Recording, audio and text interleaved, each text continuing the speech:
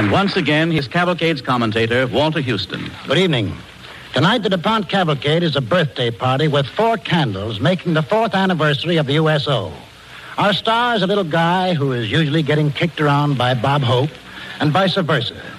But to every man overseas, he's a little voice inside a doughboy's heart that says, remember all the little moments and places and people that are America.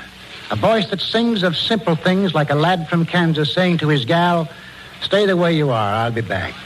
A voice that's sort of an international Western Union boy, delivering every girl's message of love and loyalty to her GI.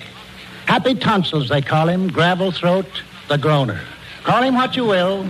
Somewhere along the line, he swallowed a little old music box that takes every boy's and every gal's daydreams and cranks them out a little fancier than they ever could. And so, without further adjectives, adverbs, or superlatives, we present one of America's favorite voices of World War II, Bing Crosby on the Cavalcade of America.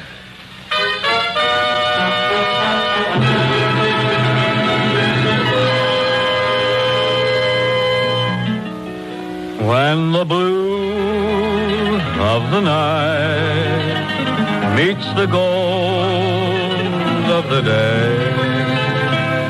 Well, I'd say that's ample, Brother Ambruster. They've been running me on and off with that since 1900 BF. BF, that's before Frankie. Yes. But Frankie's been very helpful to me, though. He came through with a great suggestion just recently for a new theme song for me. When I grow too old to dream, I'll have you to remember. Isn't that nice? Frankie's a fine boy, though, and we're great friends. Actually, we are. In fact, next season we're going out on tour together, Frankie and I. We're going to sing some duets, do a little double act. We thought we'd call our act Breathless and Hairless. Should be a grand act. But enough of the microphone with the fringe on top. Let's cut the USO birthday cake and join hands in our little bovine session wherein we reminisce about our overseas jaunt last August through October. It'll be strictly ad libidum. That's ad lib for short. You know what ad lib is, don't you? That's when Hope writes a joke on the margin of his script and tries to make you think he just thought of it. And you just wish he hadn't. Anyway, holding down the East chairs in our little hokey pokey tonight are Jeannie Durrell, a very cute girl, and Darlene Garner, a very cute girl. And what you know, Joe? Dorita. And when I was their age, I was cute, too. Well, we thought we were slated for the quinine circuit or the South Pacific. So, of course, we headed for San Francisco, where we improved our time, working a few hospitals and laying around town. About the third night in Mecca by the Golden Gate, the phone rang in my hotel room. Hello? Mr. Crosby? Yes? I have a cable for you from Bob Hope. Collect. Snatch. Would you please read the undesirable message? Dear Bingle, would you please phone Dolores? I forgot my scrapbook. A kindly fate intervened, however, saving us from a possible juncture with Ho's Nose. Orders came to report to New York. It was really something to know that we were going to have a small role in Ike Eisenhower's big show. The next thing we knew, we was in Scotland. Well, just a minute, Bing. Don't tell us you're skipping that trip across the Atlantic. Well, I didn't think it was... Oh, he's still embarrassed about that paratrooper. That boy sure had the groaner on the ropes, didn't he, kid? I'll say he did. Oh, it was really nothing. We were a day or two out on this big troop ship with the all-British crew.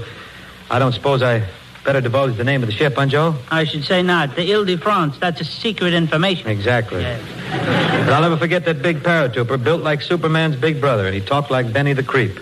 I'm heading for the ship's theater late for a show, and this boy stops me. Hey, wait up. Who, me? Yeah. You're the groaner, ain't you? Well, I'm sometimes referred to as such, yeah. Hi, son. Sing me White Christmas. Well, I'm late. I'm on a forced march to the theater downstairs. Sing me White Christmas. Well, I'm due at the show. Besides, I can't sing White Christmas without a guitar. Get a guitar. Huh?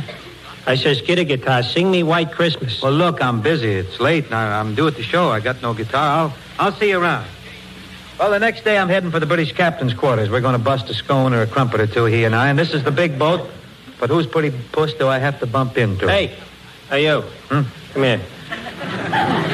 Where's the guitar? Well, Buck Harris is our guitar man. He's down below decks getting ready to go on. Well, go get him. I want to hear White Christmas. Well, listen, son, I'm awfully sorry. Shut up. You never was any good in the first place. You're full of gravel and you're slipping. You know what I think of you, Crosby? You smell. Well, now, just... What are you doing? Oh, Buck, look, this... Can you unsling that overgrown uke there, will you? This guy wants to hear White Christmas. You mean you're going to sing it for just one guy? Play the thing, you. And you, fella, just stand up there with your back to the wall. I'm going to sing this thing right into your china. I'm dreaming of a white Christmas with every Christmas card I write. May your days be merry and bright, and may all your Christmases be white. Well, what about it, big boy? Yeah, that's fair.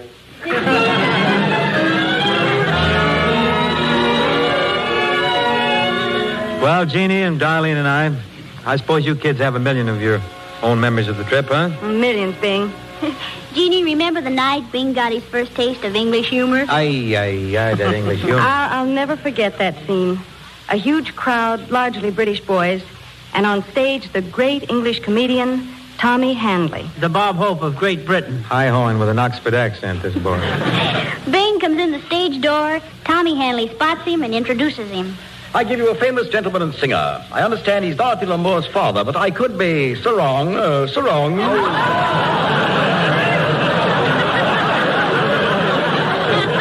Gentlemen, Harry Lillis Crosby. Bing, I'll wager you're going to find London very much to your liking. You think so, Tommy? Oh, yes, Bing. I'm so sure of it that I'll bet you 3 bob. Hope. Oh, no. You can't do this to me. As you say in America, I'm very hot tonight. Tommy, you're hotter than a $2 pistol. Hotter than a $2 pistol? Yes, sir. I don't get it. I'll just skip it, Tommy. It's just my way of saying that I think you're a great comedian. Well, thank you for being so frank, Sinatra. Bing, I say Bing. Hit me, Tommy, hit me. Bing, you heard the joke about the iron walnut? No, Tommy, tell me the joke about the iron walnut. Crack it.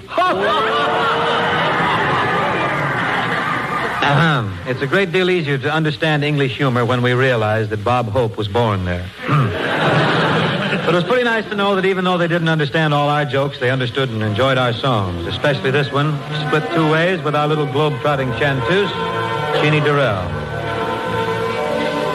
In your Easter bonnet, with all those frills upon it, you'll be the grandest lady in the Easter parade. Oh, you'll be all in clover, and when they look me over, you'll be the proudest fellow in the Easter parade.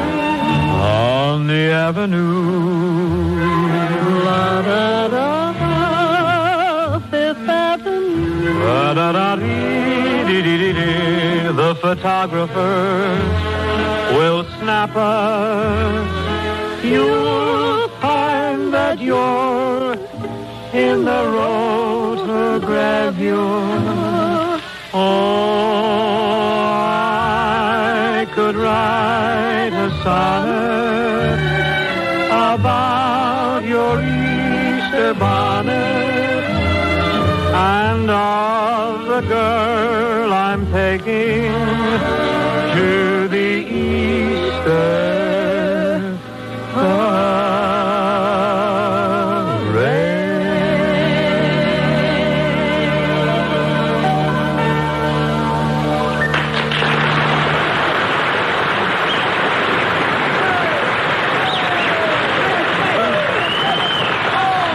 They flipped us over to Normandy in one of those big C-47s. Remember, kids, how the guys kept asking for songs like Sweet Little Annie and Blue Hawaii, Old Cowhand, all the oldies they wanted to hear. Well, Bing, don't just slide over them like that. You passed a brush? Come on. Oh, Let's bring back those nights when the boys would corner you and ask for so many songs that we'd all have to come to your rescue. Oh, what wonderful night. The show is over, but it goes right on into the wee hours. Somebody yells, Hey, take a love song. The fella makes with the accordion. That's the stomach Steinway. And we're going. Come with me where moonbeams light Tahitian skies and the starlit waters linger in your eyes. Very big in Normandy. Singing in the States? Shoo Shoo Baby or something? Shoo Shoo, oh, darling. Oh, no, Bing. I couldn't sing that. I don't know all the lyrics. You're a tap dancer, aren't you? How about knocking it out with your pedal extremity? Yeah, darling, come on. Tap up a small storm for the guys, huh? Well, fellas, I'll do it if Bing and Jeannie sing it. Well, we're going to sing it. Just pump away, Professor. Everybody. Oh, shoo, baby. Bye, bye, bye, baby. Shoo, shoo, baby. Your papa's off to the 7. Go ahead, darling.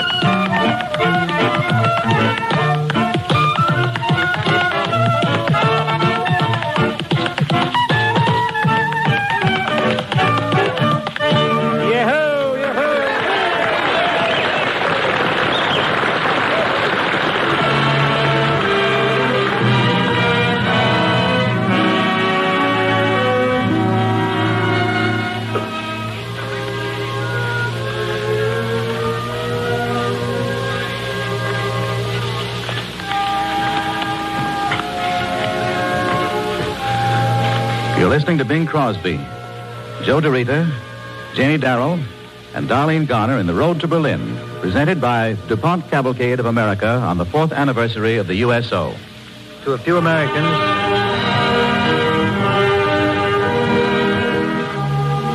Americans, pre-war civilians, France used to be Paris in the spring. Chanel number 5, silly bonnets along the Rue de la Paix, the Cathedral of Notre Dame, the Eiffel Tower, the Louvre and Luxembourg, Montparnasse. But we found France to be quite another thing. Like the little kid we saw riding up the hill on the bike. Yeah, Joe. He was a boy about 10 years old. American guns had leveled his hometown. Same guns were firing over his village at the Germans in a nearby town. We watched Mr. Small Fry pedaling his way up the hill, oblivious to Uncle Sam's bloodhounds barking at the Nazis. When he got next to us, we noticed that he had something slung across his back. And remember, Bing, you hollered at him? Hello, mon garçon. Où est-ce que vous allez? Where are you going? I'm on leçon de violon. Pardonnez-moi, I am going for lesson on the violin, monsieur. In all that thunder, with his village wiped out, maybe his own home, this moppet was heading uphill for a fiddle lesson.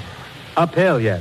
That was the France we saw, uphill all the way. And uphill for our GIs, too, huh, Bing? You thinking about any particular day, are you, Joe? Yeah. Remember the afternoon we saw about 700 bombers going over with the egg delivery for Hitler's supply lines? I certainly remember that day, all right. The last bomber in this group was disappearing over the Siegfried line. We got into a Jeep and bounced out into a pasture to unravel our little opera for the boys. About an hour later, as I recall the scene, I'd cooed a couple and knocked Hope and Sinatra a little, tore those boys down a bit. And you, Jeannie, you were fracturing them with a bit of the song there. Bésame mucho. Each time I thrill to your... Well, to us, this sounded just another plane in the distance, but not so to this huge crowd of 15,000 men at the replacement depot. They know the sound of a B-24 with one motor gone. Here comes this John Smith or Sam Jones flying home on a wing and a prayer. A hole in his fuselage bigger than the Holland Tunnel. Jeannie stopped singing. The show's forgotten. The Liberator's over our heads now, staggering like a drunk and limping like a dog on 3 legs. He's heading for some little emergency field a few miles away, losing altitude by the minute. There he goes, and 15,000 guys let out a yell. Cheering that pilot in. We thought the show had gone pretty good up to that time, but believe me, he was the topper. Nobody knows his name, but when you watch 15,000 men looking up at one sick plane, well, the kid at the stick just has to be your brother, that's all.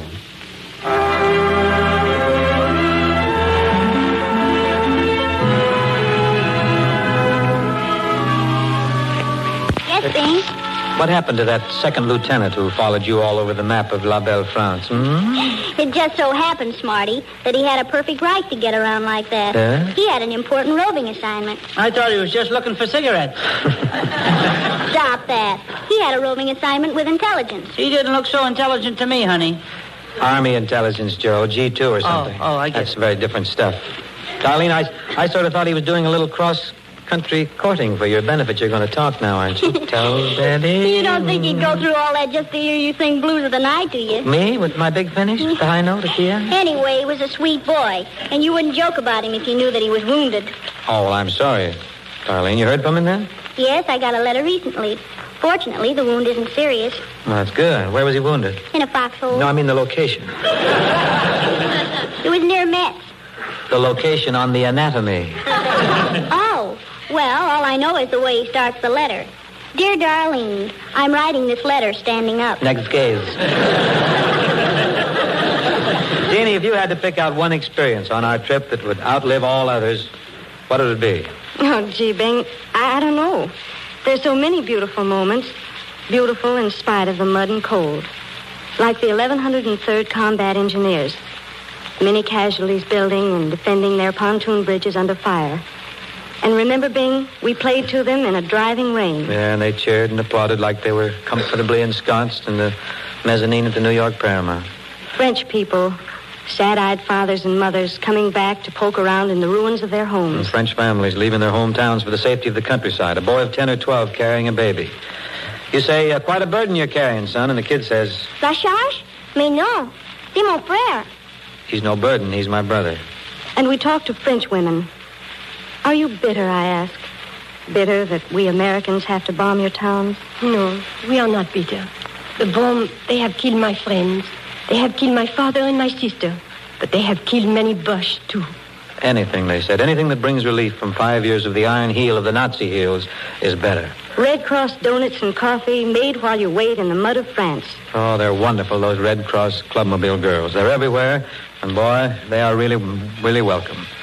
Memories of singing to guys that you didn't see, slipping up near the front under a complete blackout, a gun crew that you remember only from their voices and their accents. Hey, Bing, I'm from Texas. Knock me a bit of sunshine. You are my sunshine, my only sunshine.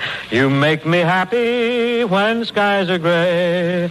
You'll never know, dear, how much I love you. Please don't take my sunshine away. Oh, those crowds. They would cut in just when I'm building a good beat here. But I guess the high point of the trip will always be charms. We started the show in a huge factory where the Germans used to make airplane motors until our Air Force ventilated it for them. A great many of the 79th Division were there. I think I was gargling Gordy Jenkins' tune. And kindly old Reverend Thomas made us a solemn promise. Said he'd make the two of us one. So I'm hitting the trail to the cow country. You can forward my mail, care of RFD. I'm gonna settle down and never more roam, and make the San Fernando Valley my home, and make the San Fernando Valley my home.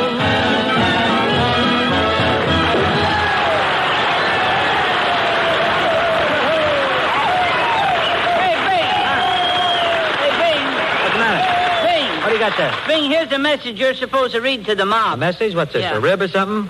Oh, fellows, an order come from divisional headquarters. Here it is. Captain Andrews, Company B, report to Colonel Riley at the command post. Here's that great little gal, fellas, from Hollywood, Darlene Garner. Darlene, why are you late? Well, a great big MP stopped Great me. big MP stopped you, huh? Yes, he did. And he said, friend or foe. Well, naturally, I said friend. Then why are you so late? Well, this MP was from Missouri, and I had to prove it. I see what you mean. Excuse me, Dow. Another announcement we got here. Lieutenant Samuelson and men report to Captain Alexander at command headquarters. And now, let's get into our barbershop. Are you ready? If I had my way, dear, forever there'd be a garden of roses for you and for me. And my top sergeant. What am I saying? 1,001 things Just for you. Would you lend me a quarter? Let's not be commercial into here. Take 5, Duck Hips. What do you got here? What's this? Oh, excuse me again. Another announcement. Major Williamson and Companies, B and C, report to Colonel Fitch at the forward echelon right away. Well, that's the one that enters the house, Bing. Let's go down by the door and see the fellows off. Come on, Darlene. Coming, Jeannie. Well, it seems the Hun was launching a counterattack up the road a piece, and the command headquarters needed our audience and needed them right away. Songs can wait, battles never. We stood close to the gate as the boys was filing out of the factory. Say, Jeannie, my wife lives at 323 South Avon Street in Philly. Take this slip. You know, just in case. Sure, soldier. Darlene, if things don't work out for me, Mom's phone number is on this envelope. Sure, soldier. Say, Bing, I got a kid I've never seen. Look, here's this picture. If I don't,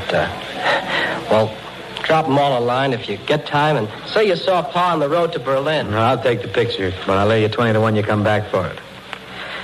Well, we cut out, went on back to our tents. And the next day, late in the afternoon, we were working a field hospital. A lot of the men who had to walk out on us had come back already on stretchers. Well, hello, Stanley. Where was I when you left the show last night? Well, Jeannie, this Army's making a rude soldier out of me. I had to go walk out in the middle of you singing the St. Louis Blues. Never forgive myself. That's the kind of men you meet when you go out for the USO. Men who have to leave for battle in the middle of your show, who come back wounded, and they apologize for walking out on you. They're all cut from the same cloth over there, and, brother, it's all wool. We saw more of the same stripe that October homecoming day when we pulled into New York Harbor. Wounded boys aplenty, many helping the more badly hurt over to the side of the giant Queen Mary for a look-see. And then all of a sudden they all saw her. Statue of Liberty.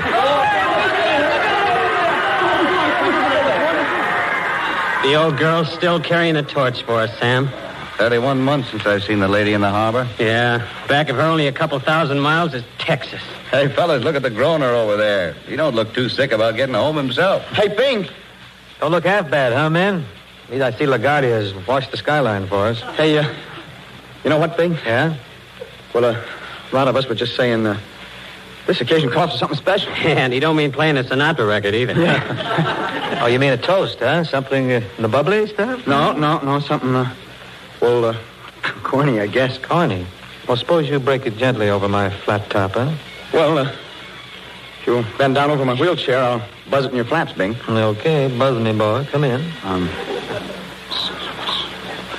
Oh, well, I hate to go sentimental on you, gentlemen, but you know something? I was thinking of the same tune myself. For there's no place like home. There's no place like home. Be it ever so humble, there's no place like home. Gee, that's pretty nice, Bing. Thanks.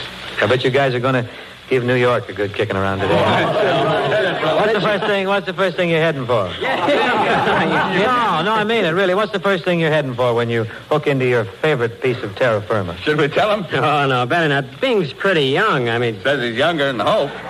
Chronologically and physically, but not mentally, old man. Well, Bing, it's like this. The first thing we're going to do when we hit shore is get a chocolate soda. I may join you. Is it all right with you?